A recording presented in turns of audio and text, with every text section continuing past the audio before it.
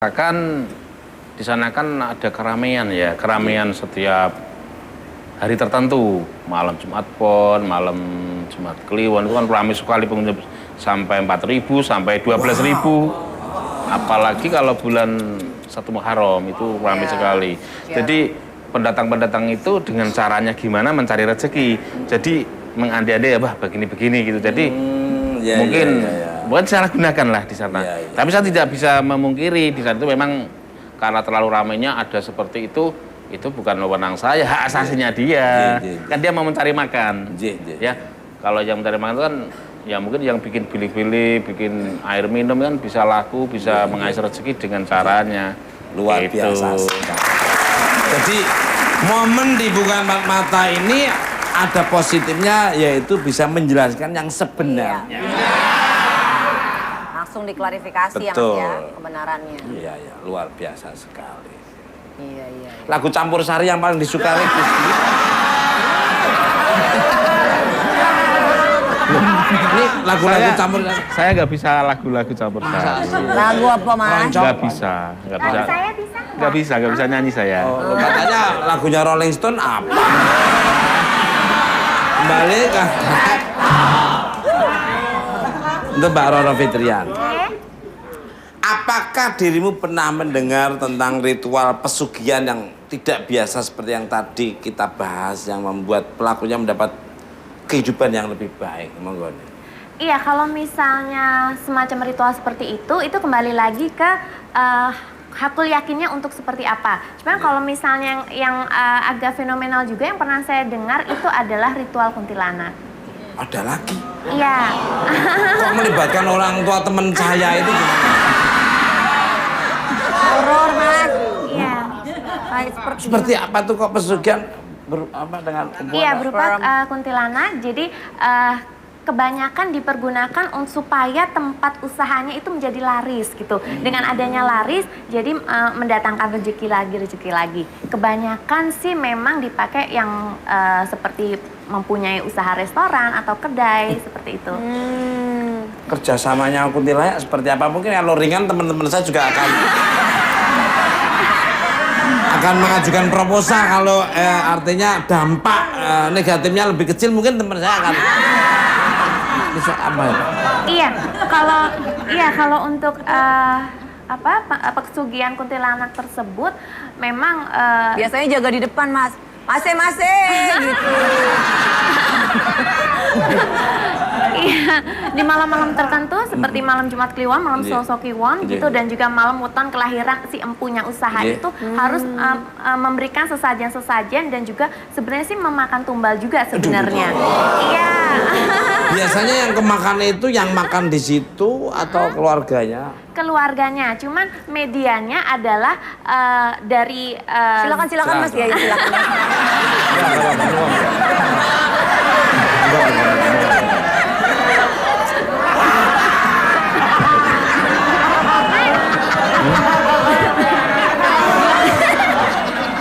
Saya bicara kok nggak jadi halus. Ini talentnya yang bagian ngoleng itu tega banget. Harusnya bintang tamu didatangkan ke sini paling nggak ada ruangan khusus, terus ditanya kesukaannya apa. Ya dikasih minum apa-apa, mungkin nggak dikasih apa-apa di situ. Pantesan tadi kayak tak lihat kayak burung dara ngokol.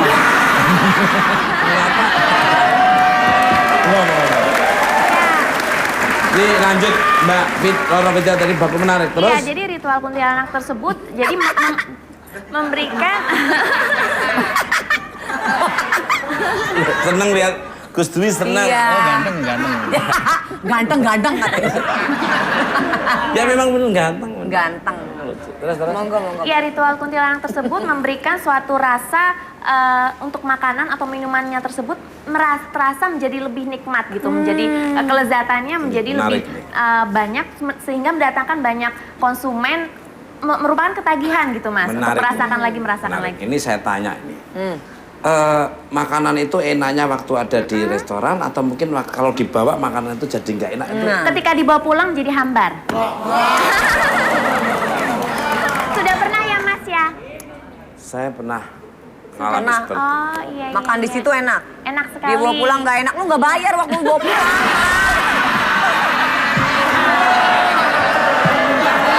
Bener apa yang dikatakan sebelum ini belum. Ya semua ya biar berkah makanan ya harus bayar. Makanan nggak dibayar nanti menyumbat peredaran darah mah repot. Makan di sana kan enak karena panas. Betul. Disajikan betul. langsung. Ada satu fresh. hal Nah, ini nih. untuk supaya tidak terkena itu kita jangan pernah lupa untuk doa sebelum memakan. Setuju. Iya, dan besok. Narik Iya. kembali ke untuk Gus Dwi ini. Gus, Saya penasaran, katanya ada pelaku ritual yang berhasil melakukan tahapan ritual dan menjadi kaya. Is that true? Dan apa benar banyak pejabat yang melakukan ritual? Oh iya, di tempat makam Pangeran Samudro itu memang banyak sekali yang datang. Awalnya itu ya susah, banyak masalah, banyak utang dan ini itu. Terus ganti hari, ganti bulan, ganti tahun kok datang lagi. Loh kenapa datang? Ya karena saya sudah menjadi sukses. Loh, nah sukses karena Allah, karena kamu bekerja keras. Iya karena saya iktikaf di sini, saya berdoa di sini, gitu. Jadi saya juga nggak tahu kok datang lagi itu gimana gitu loh. Berarti kan sukses dengan karena dia datang berdoa dengan khusyuk, sugestinya kuat, kepercayaannya juga kuat, niatnya juga kuat, percaya sekali. Jadi mungkin Allah mengabulkan. Jadi semua karena Allah itu aja itu. Wow.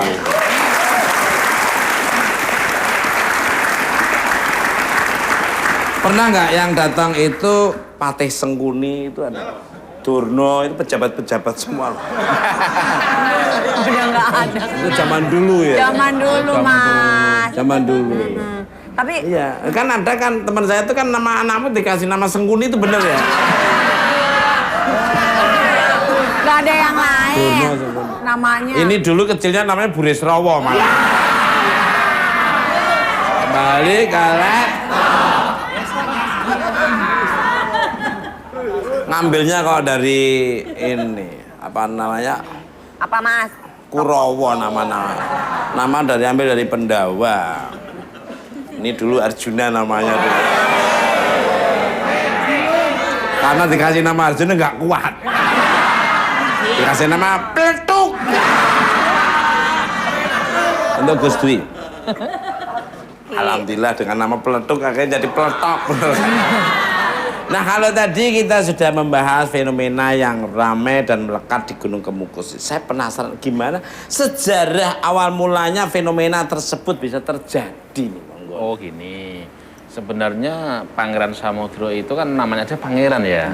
Dia kan berarti putra raja. Raja dari kerajaan Majapahit terakhir. Namanya Brawijaya ya. Nah karena waktu itu perebutan kekuasaan, dia masih anak-anak, dia ikut kakaknya ke Demak. Sultan Fatah namanya. Dan sama ibunya, para selir-selir atau apa yang ingin apa namanya selamat, dia melarikan diri ikut Demak. ke Demak. Nah setelah karena masih anak-anak dia disekolahkan oleh kakaknya. Dulu pondok pesantren namanya Kadilangu. Kadilangu itu yang membawai Kanjeng Sunan Kalijogo para wali itu. Nah setelah itu setelah selesai kalau zaman sekarang itu kalau kuliah itu pintar gitu loh ya. Cerdas. Komplot gitu. Komplot ya. Jadi 2 tahun 3 tahun sudah hafal Quran, sudah banyak sekali ilmu-ilmu sudah selesai. Terus dia datang ke kerajaan Kesultanan Demak. Dia minta pekerjaan. Kang Mas saya harus bagaimana? Ya karena kamu itu dari pondok, sebarkan agama kamu. Dan karena para kadang kita, maksudnya saudara-saudara kita pada melarikan diri pergi, satukan saja. Dimas mencari kemana, ke arah selatan atau ke barat. Terus dia sendiri dawuh melaksanakan mandat kakaknya atau sultan tadi sudah selesai ya. Maksudnya sudah selesai itu ada yang ketemu, ada yang tidak. Salah satunya ketemu di Gunung Lawu, ada saudaranya namanya Gagang Gugur, ada namanya Dimbalaan, ada di mana-mana ketemu. Selesai mau melaporkan, ada yang mau bekerja sama, ada yang mau tidak. Sampai di perjalanan di wilayah leluhur saya ya namanya itu Gunung Kemukus ya. Dia jatuh sakit dan meninggal. Nah, waktu itu para abdinya atau wulu sumbu yang prajurit dia datang ke keraton mengabarkan bahwa Kanjeng Pangeran jatuh sakit lalu meninggal di sana. Terus Sultan bilang sama ibunya, adik saya dimakamkan aja di sebelah barat sungai. Nah begitu setelah dimakamkan, sebelum dimakamkan ibunya itu dengar kalau anaknya itu jatuh sakit dan meninggal, dia datang ke sini. Maksudnya ke jenazah itu dengan perasaan gundah gulana, pokoknya gimana wong yang diasuh, mau disekolahkan kok bisa seperti itu. Dia melihat jenazah itu terus dia bilang, saya ikut siapa, anak mas kok meninggalkan saya. Terus ada suara, mungkin tidak kelihatan katanya nenek moyang saya ya. Ibu saya sudah menjadi saya sudah meninggal. Ibu kalau mau ketemu saya mandi dulu di mata air. Belum sendang Antrawulan. Ya, setelah dia mandi dan mandi keramat dan lain-lain, dia naik ke atas. Apa itu? Orang keraton itu kan pakai renunce melati itu ya. Itu dikibarkan biar dari itu terus dengan ajaibnya, dengan mujiatnya. Ada pohon-pohon tukuk sendiri, Mas Tukul ya? Tumbuh sendiri. Ada Nogosari, Selo Gerang, ada Dewodaru, ada pokoknya banyak sekali pohon-pohon langka. Nah, setelah itu badannya Ibu Ratu itu mokso, nggak ada, hilang. Dengan mengibarkan tadi. Makanya di sana tidak ada makam namanya Rantrawulan, adanya makam Pangeran Samudro karena tidak ada jasad tadi. Dan sendang yang untuk mandi Gusti Raden Antrawulan sekarang namanya Sendang Antrawulan begitu. Wah. Enak ya, dengerinnya itu subhanallah. Tenang Pak, untuk Gus Dwi lagi, untuk Mbak Roro sebentar ya. Sebagai juru kunci, upaya apa yang sudah Gus Dwi lakukan untuk mengurangi atau bahkan menghilangkan image Pakai dijilat lagi. Kemukus yang terkenal dengan maaf itu hal-hal yang tadi seperti ya dari keluarga sendiri itu sudah diantisipasi ya. Pokoknya sejarah atau tidak baik itu memang sejak dulu nggak ada ya. Tapi saya juga tidak memungkiri memang namanya alam ya, hak asasi ada yang begitu-begitu. Nah, terus saya dengan dinas terkait saya sebagai kepala desa dan kepolisian untuk meluruskan, dan saya bekerja sama untuk dinas terkait untuk mengembalikan semula.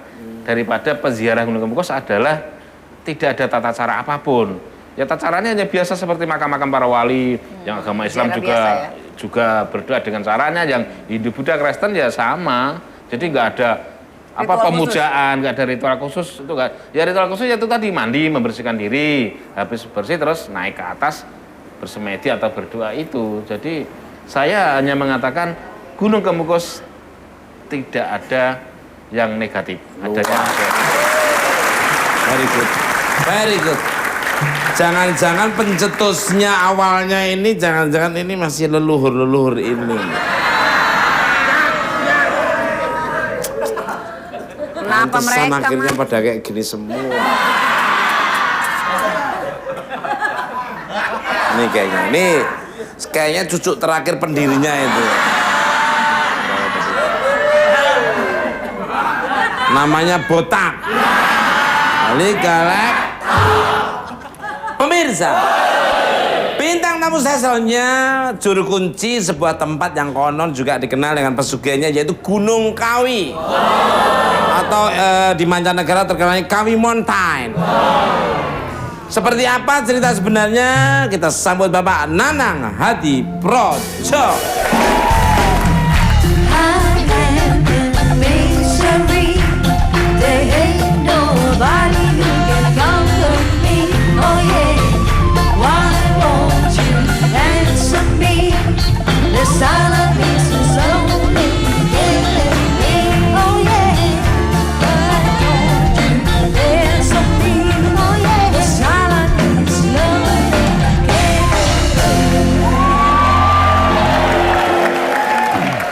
Kembali ke lab. Selamat malam untuk Pak Nanang, selamat datang di Bukan Empat Mata. Apa kabarnya Pak Nanang? Maaf Mas Ki, geseran dikit ngapa Ki? Takut nggak gigit. Selamat malam Mas Sukul. Ji. Baik-baik saja. ditunggu kedatangannya di sana lagi. Waduh, kita akan pernah syuting Di sana ya, Mr. Mas, Tukul ya? Jalan-Jalan di sana, sambutannya juga welcome dan kita memberikan informasi, ambil sisi positifnya yang kurang pas ya jangan diambil. Sambutannya bagus, salam hormat untuk warga di sana dan semua jajaran muspidanya di sana. Ya. Amin. Untuk Pak Terima Nanang, kasih. langsung saja nih, kita kan tadi lagi ngomongin tentang ritual pesugihan ini. Di Gunung Kawi sendiri sebenarnya seperti apa sih? Kenapa bisa sampai terkenal dengan pesugihannya nih, monggo? Terima kasih Mas Dukun. Sebetulnya di sana itu bukan tempat untuk mencari pesugihan, tapi di sana itu yang datang itu sebenarnya orang-orang yang kepingin berdoa di sana. Dimana yang dimakamkan di sana itu ulama-ulama besar. Jadi kalau di sana untuk mencari pesugihan, saya ingin meluruskan saya luruskan sedikit Mas Dukun. Tempat untuk mencari pesugihan itu kriterianya satu di tempat yang sepi, di hutan, di gua dan sebagainya. Kemudian di situ ada jauh dari keramaian, jauh dari tempat-tempat ibadah. Terus keturunannya pun yang dimakamkan itu nggak tahu asalnya dari Grandong atau apa dan sebagainya. Yang di Kawi sendiri itu tempatnya Mas Dukul tahu sendiri, pernah ke sana, terang benderang, di tengah-tengah tempat pemukiman masyarakat dan dikelilingi tempat-tempat ibadah. Juga jelas silsilahnya juga jelas. Makanya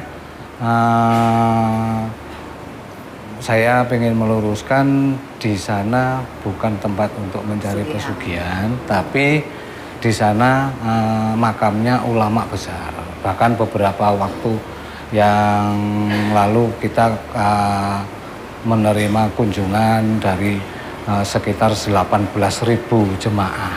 Gitu.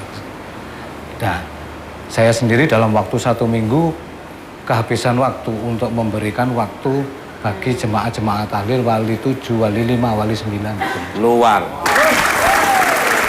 Jadi benar apa yang dikatakan beliau-beliaunya ini dari Gus Dwi maupun Pak Nanang. Saya pernah juga ke liputan di sana, ternyata membuka lapangan pekerjaan untuk semua orang, mengentaskan kemiskinan, mengurangi angka pengangguran, sangat bermanfaat lah. Bermanfaat.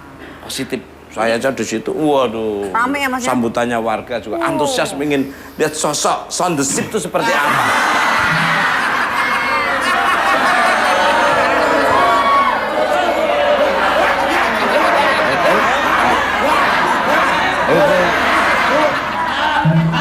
Ternyata begitu lihat saya dari dekat, oh bukan Sound the Ship, Scooby-Doo.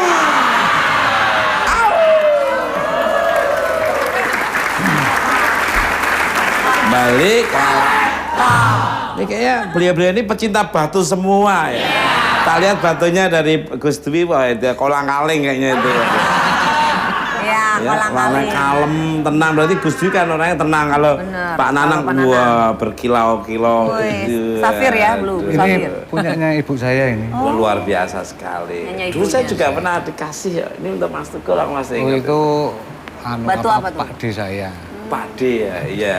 Sudah meninggal Mas Dukul. Innalillahi. Ya salam lah ya untuk keluarga, semoga amal ibadahnya diterima. Amin. Amin ya Allah. Balik kalek.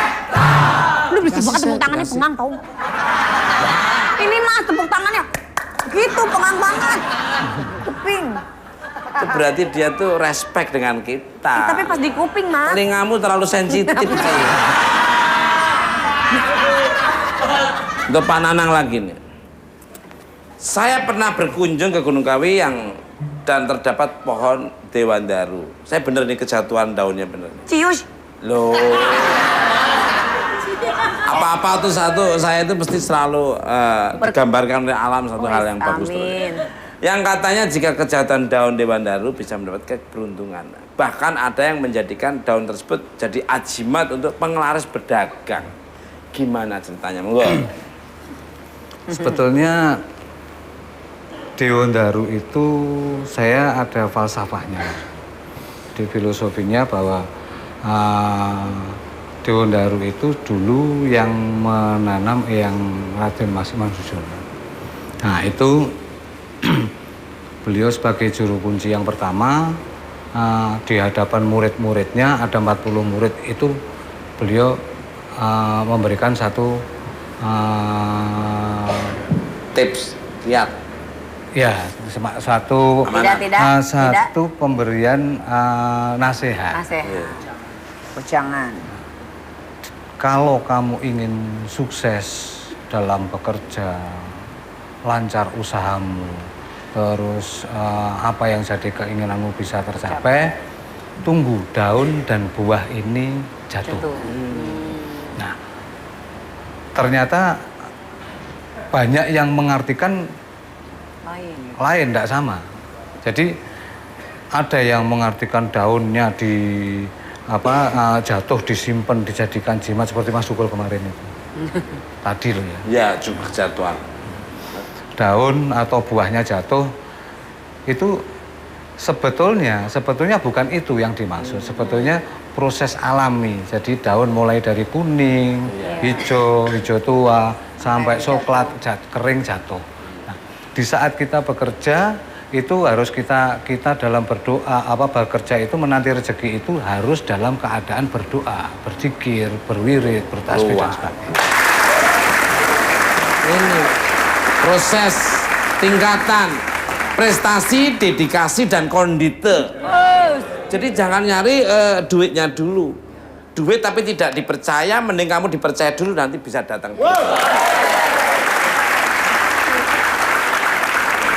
Motifnya kok duit. Tapi tidak bisa membuat percaya kepada perusahaan. Mendingan kamu dipercaya sama perusahaan karena dedikasi prestasi dan kondite itu nanti duit akan datang sendiri.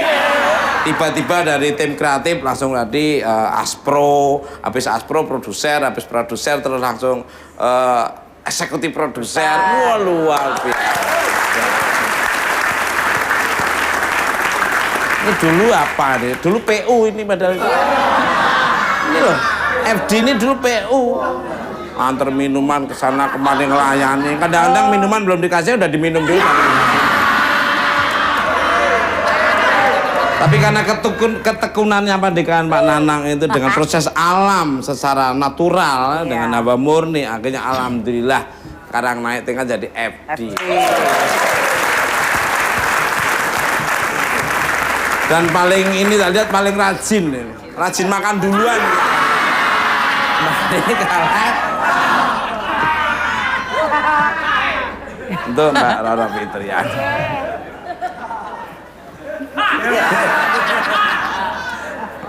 Pram itu. Mbak Roro sendiri kalau melakukan ritual itu menggunakan jasa juru kunci nggak sih? Emang nggak takut kalau sendirian di tempat gelap, apalagi kalau berendam dan bertapa di gua? Ini monggo Mbak. Iya, sebelum saya menjawab pertanyaan Mas Tukul, ada sedikit suatu pengalaman yang sangat unik yang saya alami, yaitu saya mendapatkan suatu batu berkodam setelah saya bertapa. Iya, yang selalu saya bawa kemana-mana, dan itu saya namakan itu bernama Nyai Kecubung Ungu. Iya, dan ada juga batu yang sepasang yang selalu mendampingi saya, yaitu Kiai dan Nyai Undo. Itu saya dapatkan setelah saya bertapa ritual. Wah. Iya. Dibawa sampai sekarang? Dibawa ada dengan asisten saya ya. Nanti setelah segmen ini. Iya. Boleh dikasih lihat nggak?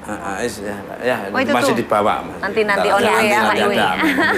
Kalau kemarin batu bata kamu itu kemana?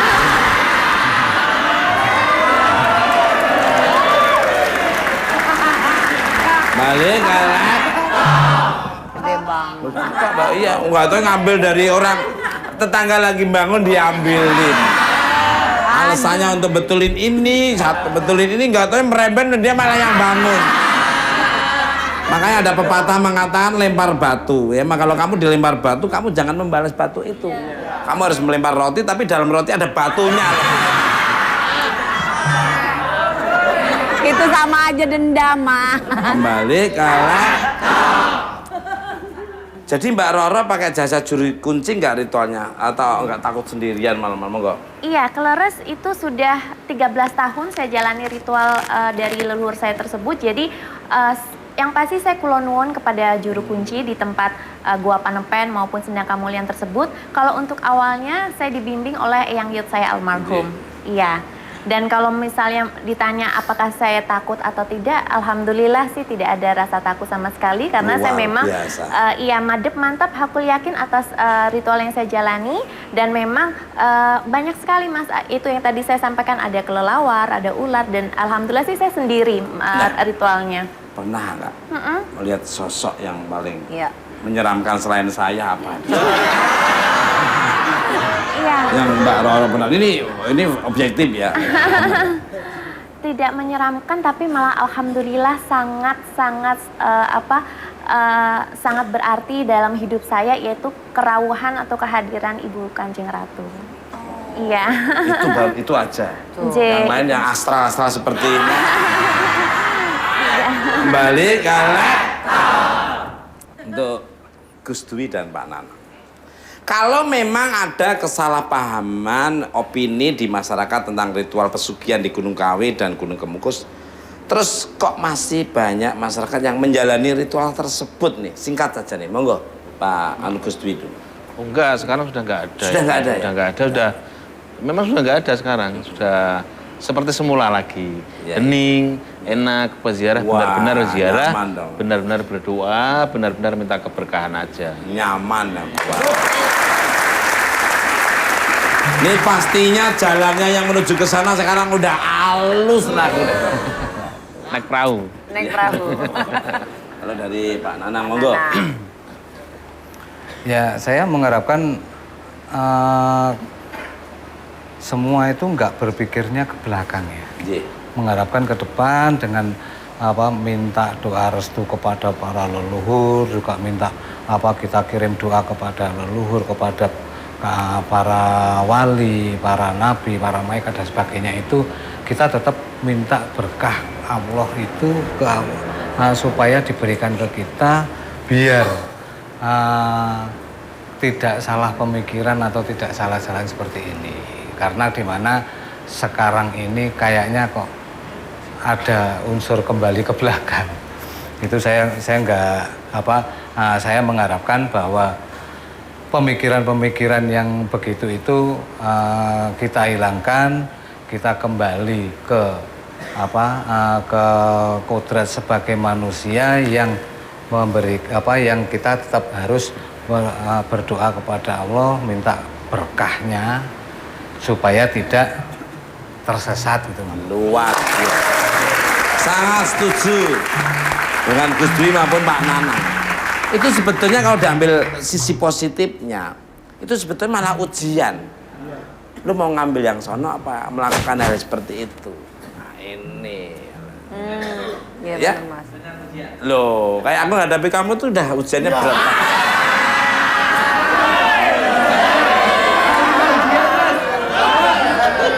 Pemirsa, Nyesel dia ngomong. makin serius saja obrolan kita malam ini. Untuk itu kita rehat sejenak dengan menyaksikan penampilan dari Roro Fitria.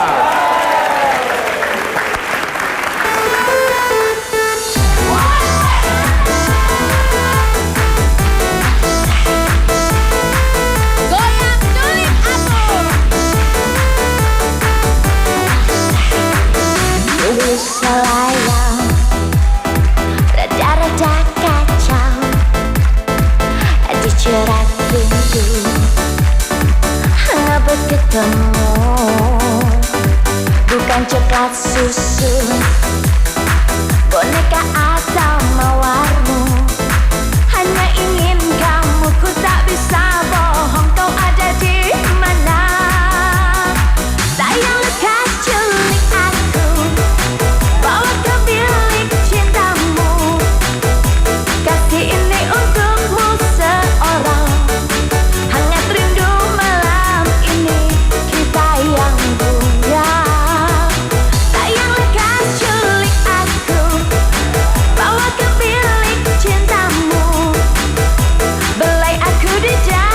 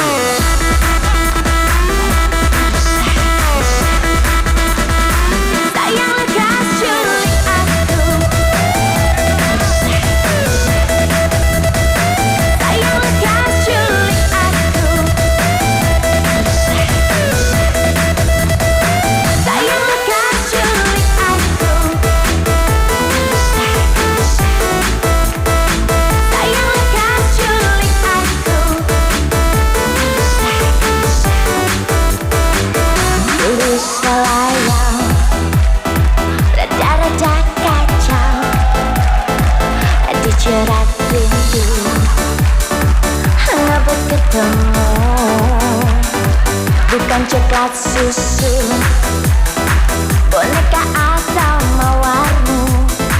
Hanya ingin kamu, ku tak bisa bohong, kau ada di mana? Sayang lekas culik aku, bawa ke bilik cintamu. Kasih ini untukmu seorang, hangat rindu malam ini kita yang punya. Sayang lekas culik aku, bawa ke bilik cintamu. Belai aku di dada mesramu, jaga cinta kini esok selamanya. Sayang lekas culik aku, sayang lekas culik. Panggung Komedi setiap Sabtu jam 6 sore hanya di Trans 7.